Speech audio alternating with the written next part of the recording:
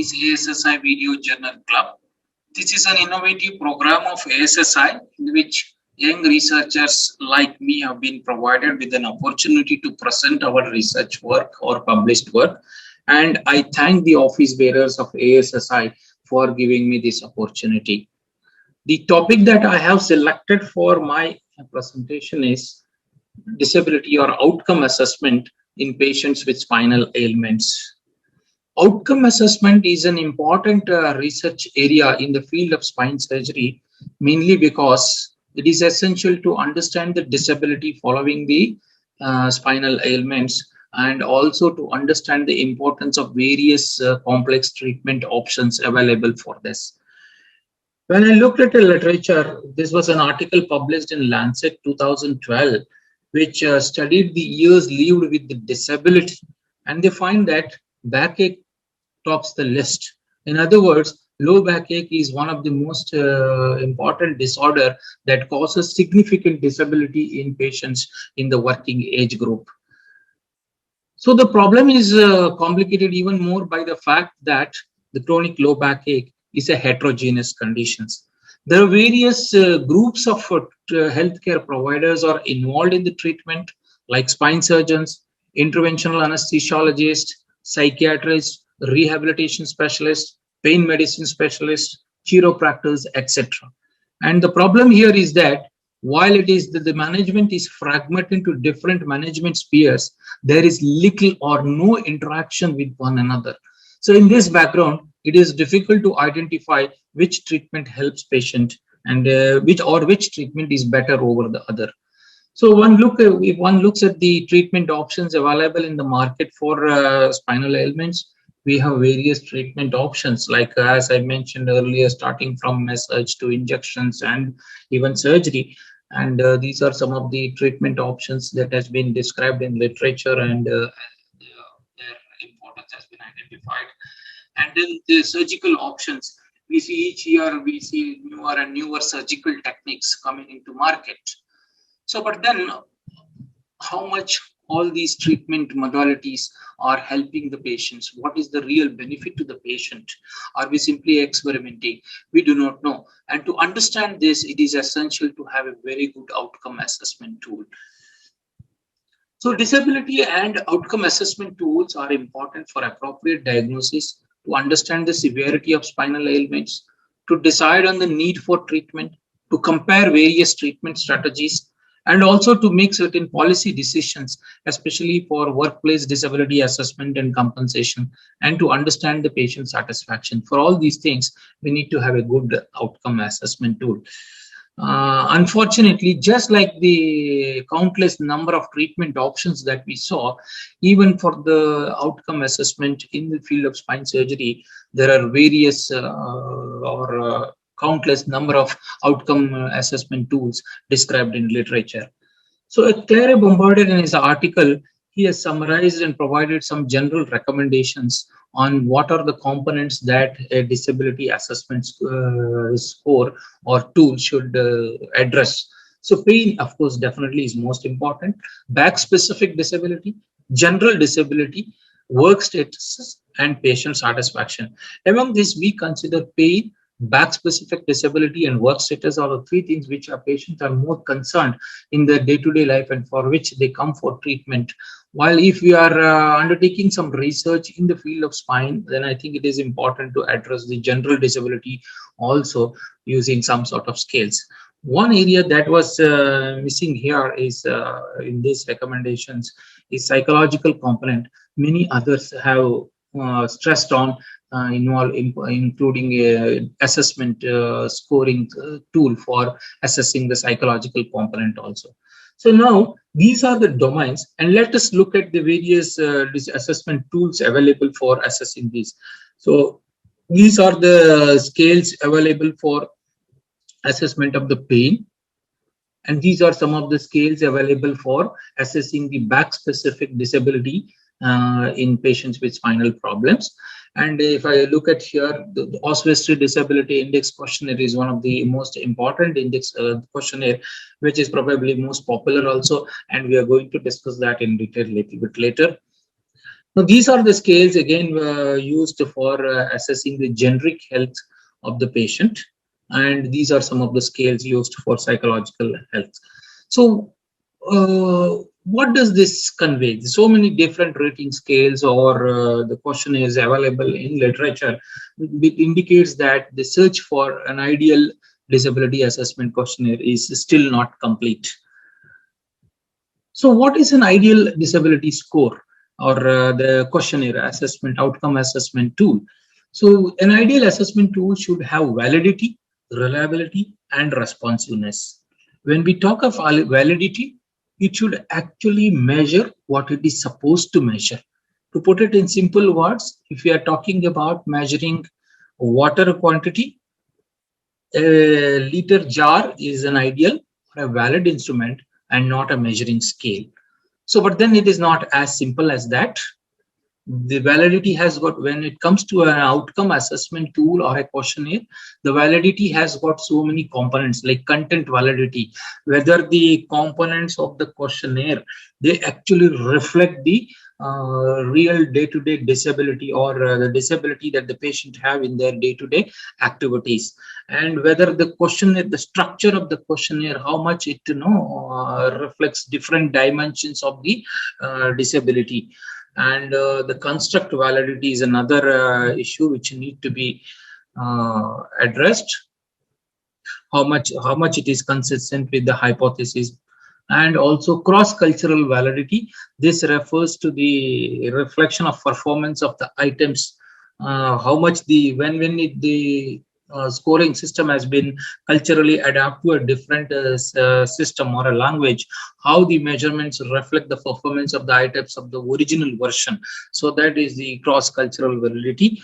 So similarly, reliability means every time when we use this instrument, it should give consistent readings in if the other aspects remain consistent. So while reliability also should consider reducing the measurement errors and should demonstrate good internal consistency. One more issue is what responsiveness. The scoring system should detect the responsiveness. Either it should detect the change which either due to the natural progression of the disease wherein there will be worsening, or improvement in the condition because of the treatment. So that should be detected by the scoring instrument. So these are some of the this slide highlights various the statistical cutoff points for acceptable validity. So I'm not going into the details. Our statisticians should be able to understand this better. So when we looked at the PubMed, when I did a PubMed search for outcome assessment in low backache, I could trace 7,800 articles. So that indicates how much importance has been given to the outcome assessment in low back pain, and so many publications have come, and yet probably it is possible that we have not arrived at an ideal assessment tool. However, what is interesting here is that among all the assessment tools that we have discussed or we have projected earlier, Oswestry Disability Index is the one which has been studied extensively.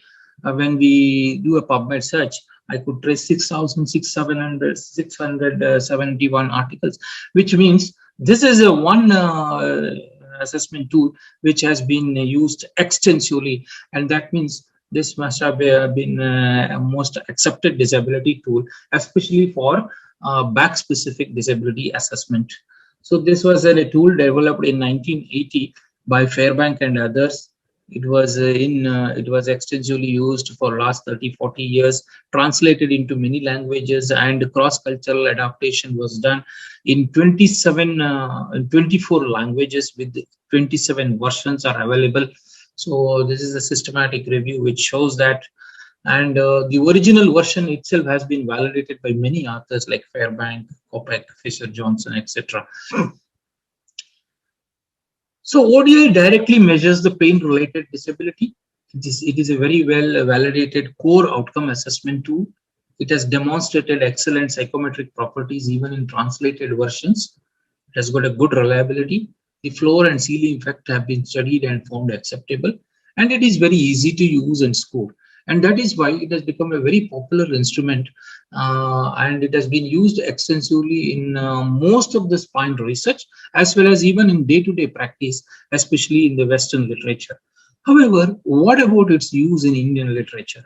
When I started my practice, I found that although this use of ODI has been described in some of the literature by the Indian authors, I found there are some problems with the use of this. Originally, this instrument was meant for self-reporting. This is a self-questionnaire, self-reporting questionnaire. However, I found that most of our patients either could not read it or understand it, and we didn't even have the validated local language translations in the beginning. Now there are 2-3 language versions are available, and also there were concerns whether the activities incorporated in the scoring system, they really reflect our patient's disability, because the original the activities were decided for the Western population, and hence some of the activities may not be relevant to us.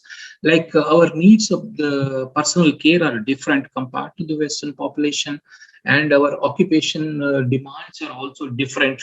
Like what you can see here, our patient need to bend forwards or sit cross-legged, squat. So these are some of the activities which may not be relevant in the Western population. So this is an interesting article which actually studied the activities of daily living in non-Western cultures. Although this study was done with regard to the hip and knee joint implants, I felt that most of these findings are appropriate to our setup also. They conclude that squatting is an important activity which is required in most of the Asian countries like Maldives, India, Japan, etc. And toileting is one activity which is performed in squatting. Similarly, they also mention about cross-legged position or Buddha position, and they feel that they find that most of these positions are adapted for resting, socializing, eating, work, leisure, etc. in many parts of the Asian countries. So with this background, I did my first study on difficulties in using Oswestry Disability Index and also validity and reliability of a translator-assisted ODI score. And this was published in Journal of Orthopedic Surgery and Research in 2015. This is a combined qualitative and quantitative study. The objectives of the study were to understand the difficulties in using ODI in Indian patients, to understand whether, to see whether a translator assisted ODI has got a good reliability and validity, and to see whether activities addressed in ODI correlate with patients' actual disability. So our methodology included this ODI was administered to patients twice at a gap of 3 hours in a test-retest fashion, and each time a different interpreter took part. The senior author also questioned patient about difficulty in answering the question and relevance of the question in day-to-day activities. Now, we would, as per the statistician, we wanted to have 50 patients. To get at the 50 number, we had to interview 58 patients. In other words, 8 patients could do the self-reporting, while all the remaining 50 patients, they were unable to do the self-reporting, and 19 of them were even unable to read the local language. So even if we had the local language version, they would not have self-reported this ODI score. So 40 questions were left unanswered, out of which 37 were related to 37 patients did not answer question number 8. Maybe the presence of translator might have adversely affected this. So when we looked at the difference between the two translators, we found out that question number 3, 9, and 10 showed probably higher difference between the two translators. Otherwise, in the remaining questions, the difference was marginal. So we did the correlation statistics, the correlation, the values of both obtained by the both translators were correlated, and it was found that question number 2 and 3 lacked some correlation, but rest of the things correlated very well. The Cronbach's alpha for internal consistency was also found to be excellent for both the translator, although it was even better for translator 1, that is a senior author.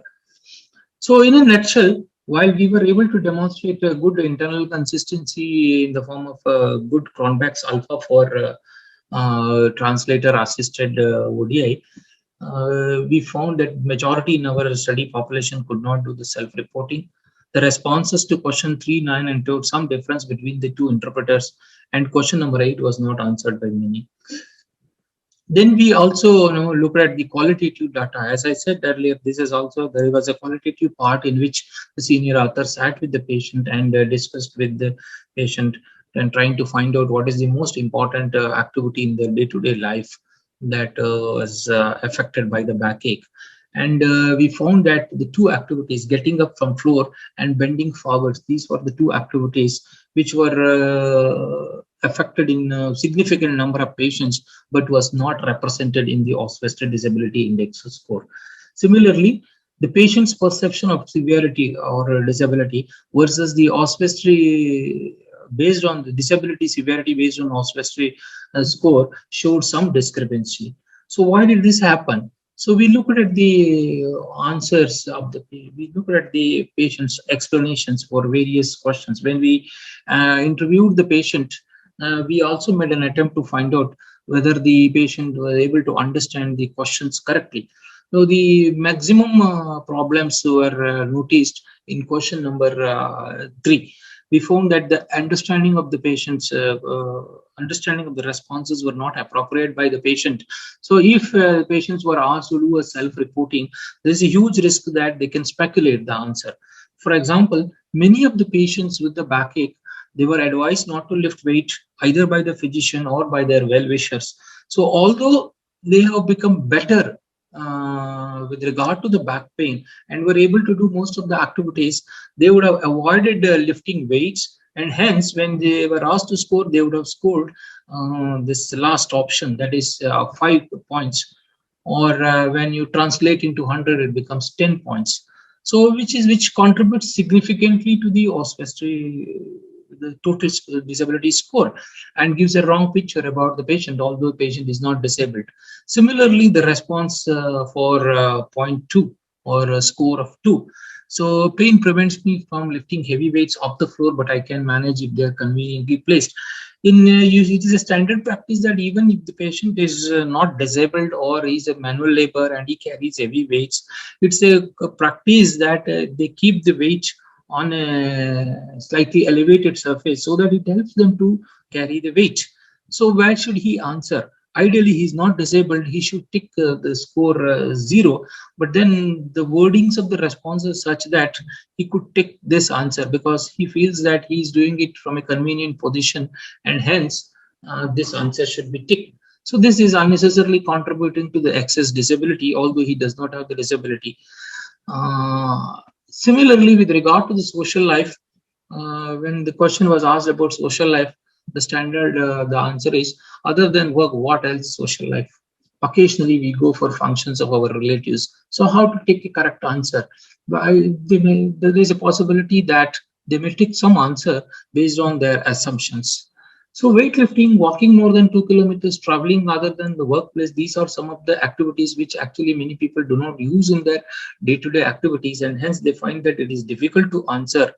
But still they informed during the interview, they mentioned that they have ticked something so that they have not left the column blank. So these are some of the problems that we brought out. So in conclusion, we concluded that actually the translators, the ODI done with the help of a translator actually is not bad. It has got a good reliability and consistency. But the problems are because of certain questions like weightlifting and sexual life, which needs to be reassessed. That was our conclusion. So in our subsequent study, this was published in 2018, we now decided to look into developing a modified disability questionnaire based on our observations in the first study. So this aim of this study was to identify the domains of disability relevant to Indian population. We have already identified a few areas. Then to develop a modified disability questionnaire and to pilot test this questionnaire. So when we started this, we decided to use a standard approach as described by Gelbach and others, the 7-step approach for any questionnaire development. So the 7 steps were like this: the need analysis. This was done with the help of review of literature as well as based on our previous study. Then the second step was conducting interviews and focus group discussions. So for that, we in the first phase of this study, we interviewed 30 patients and we did a free listing of activities, and also we interviewed each patient about the ODA questions. Each question we discussed with the patient whether that question was required for their day-to-day activities and whether that is contributing to their back pain. Then based on these information, the next third step will be to synthesize or synthesis, and we use this information to identify the domains for development of questionnaire. The fourth step was about developing a questionnaire, and we developed 4 new questions. Then the fifth step is expert validation. The questionnaire developed should be validated by the experts. We did that with the help of a statistician and with the inputs from the other spine consultants around the locality. Then after that, the sixth step is to do a personal interview to ensure that the respondents interpret correctly and then pilot test the questionnaire. We did this simultaneously in our second phase of the study. So as I mentioned earlier, the first phase of the study in which we interviewed 30 patients, and one can notice here that majority of the patients felt that bending forwards is one of the activity that was restricted because of the backache, and they are significantly hampered by this activity. So before they are able to do most of the other activities, but bending forwards and picking up an object picking up the object from the floor is still affected and is affecting their day-to-day activities. So that means this is one activity which was not there in the original ODI score. Then many also felt that sitting cross-legged and squatting is also important, and it is affected because of this backache. Then walking is another activity, but again, this is already addressed. Getting up from bed from sitting position is one more activity which is not there in the ODI score. Weightlifting, sitting, standing are all already included. A small number of patients felt that walking on uneven surface or climbing stairs is one activity which has been affected and because of their backache. So based on these observations, we drafted 4 new questions. The responses were initially written by the senior as author, and then it was discussed with other experts as well as with some patients also to ensure that these responses are progressively more disabling.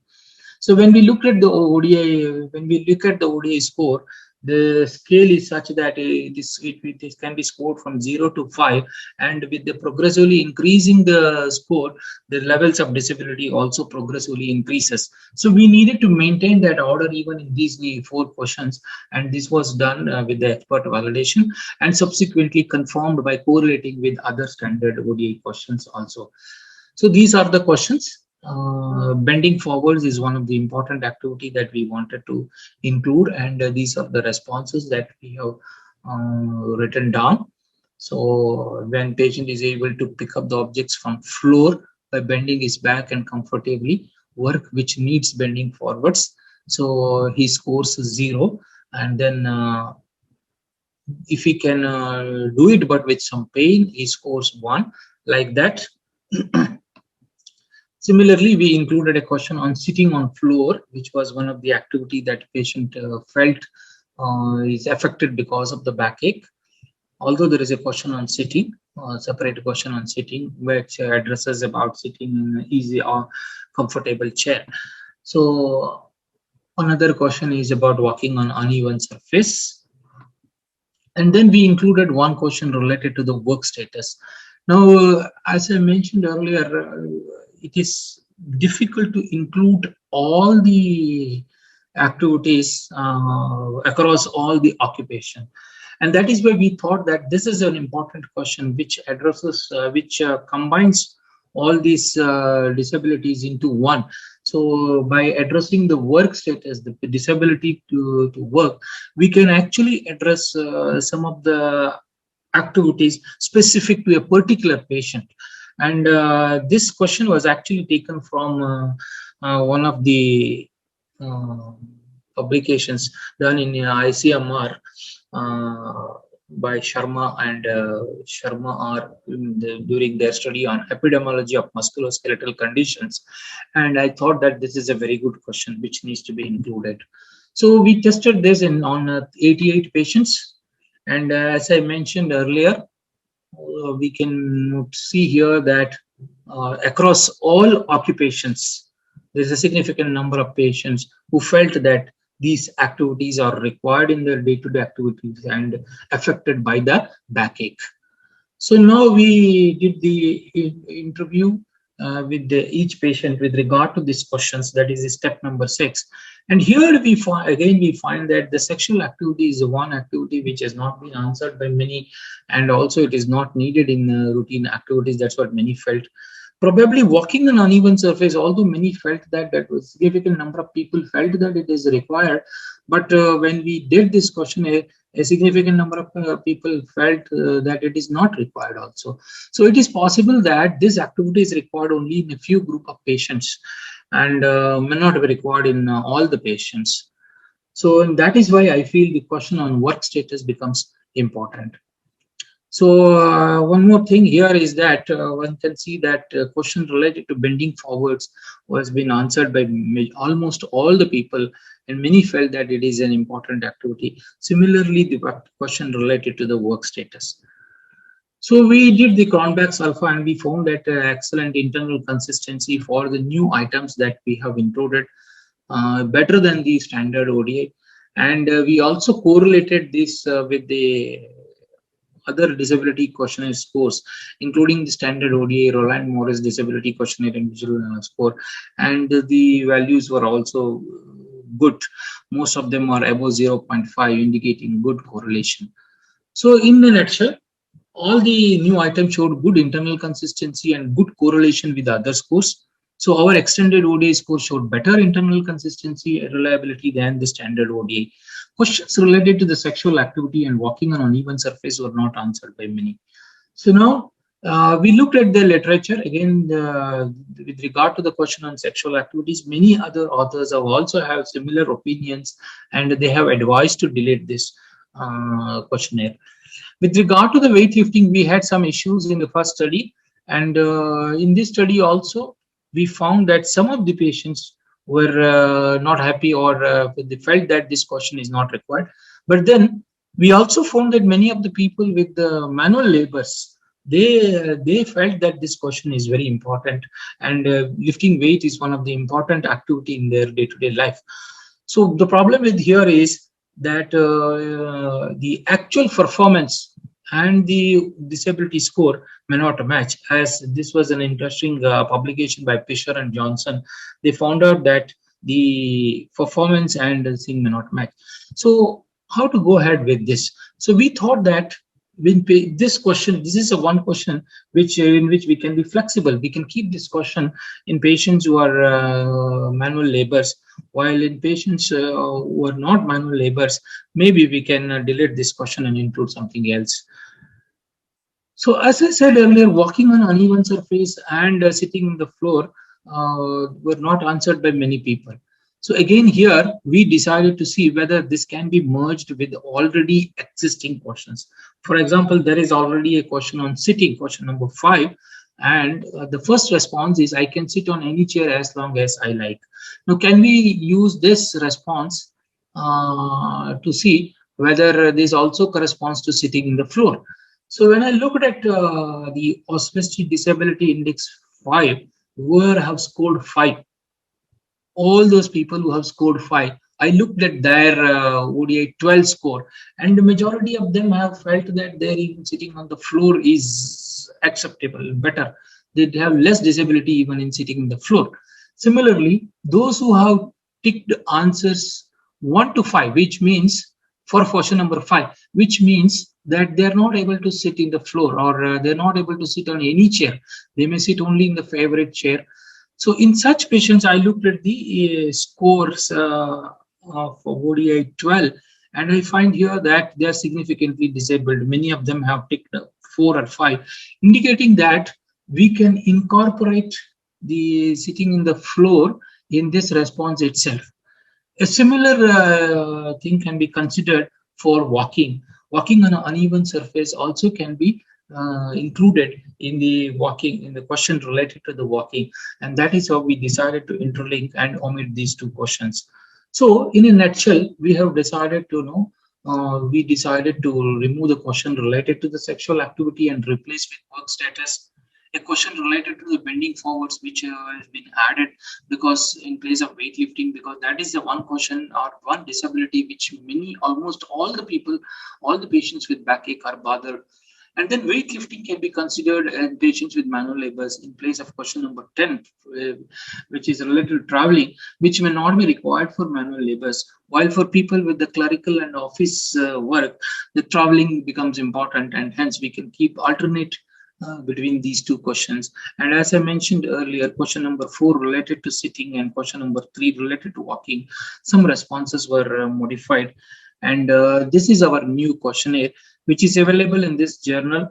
And I request everybody to go through that and try to use this. So then I will highlight the modifications that we have done again. So these are the 2 new questions which has been added. Question related to bending forwards and question related to work status. So whatever activity not covered in these 9 questions, it will be covered in the question related to the work status, because that is specific for that person's work. Similarly, question number 3 related to walking has been modified. Earlier it was question number 4. Now it has become the ordering has changed. So here we can see that walking on uneven surface has been incorporated in response number 1 and 2. Similarly, a question related to sitting, we have included the disability, the ability to sit in the floor, and that is how we have modified these questions. So in a nutshell, our score addresses pain, back specific function, of course, because there is a question related to work status that has also been covered here.